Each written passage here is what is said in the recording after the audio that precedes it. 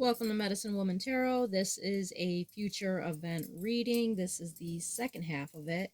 And I apologize for the video clicking off, and I will more than likely have to make the third part to this video as well.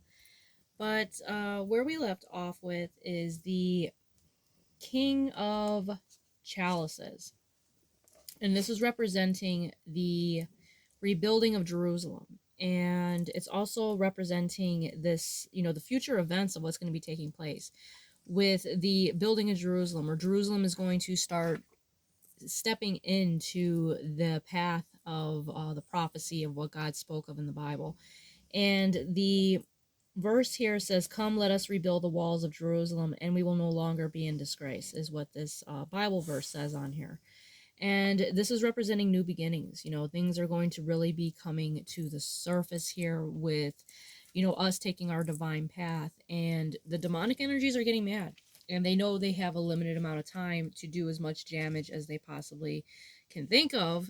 And that is why the attacks are getting worse. And you will notice this, like I said, among your family, among your friends, among strangers. You're going to be met with lots of attacks from them. Now, the King of Chalices here also represents compassionate and wise leadership, balancing emotions and practicality, strong sense of duty and responsibility, resilience in challenging situations, ability to inspire and guide others. So you're going to be a leader. You're taking this spiritual path, and the demonic energies are aware of this. Now, the next card out for you is the Four of Grains, Parable of the Rich Fool. And I believe this card came out yesterday as well. And it says, "Then he said to them, watch out, be on your guard against all kinds of greed. Life does not consist of abundance of possessions." So it's letting you know, do not get caught up in the way the world is and their way of thinking. They are all about shallowness. They are about lust. They are about defiling the body. They are about, making us, wanting us to be in this like very materialistic shallowness, and that is not what God wants. God wants us to look at the spirituality of things, not to be fooled by the world and materialistic things, because we can't take it with us when we go. Now, excuse the dog in the background because I know he's snoring really loud. Now, with the other symbolism behind this card, now bear with me because these are new cards, so they have different definitions than the traditional tarot.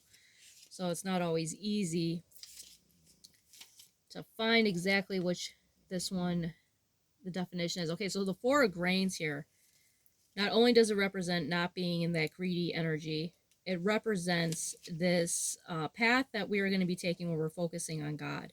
And we're not getting caught up in the shallowness of the world, because the world is very shallow. It's all about, you just look at the way the world is. It's all about things that are non-essential, things that are not, important, is what, they are trying to brainwash people with. And with the Four of Grains being here, it represents material security and abundance. It could represent prudent financial management, recognizing limits of material wealth, balancing material and spiritual, and self-reliance and stability. So it does have the lesson here to let you know that yes, God provides for our needs. He'll make sure that we always have the basis of what we need in this life, but at the same time not to strive for the things that the world wants, of their like materialistic things, where they're willing to get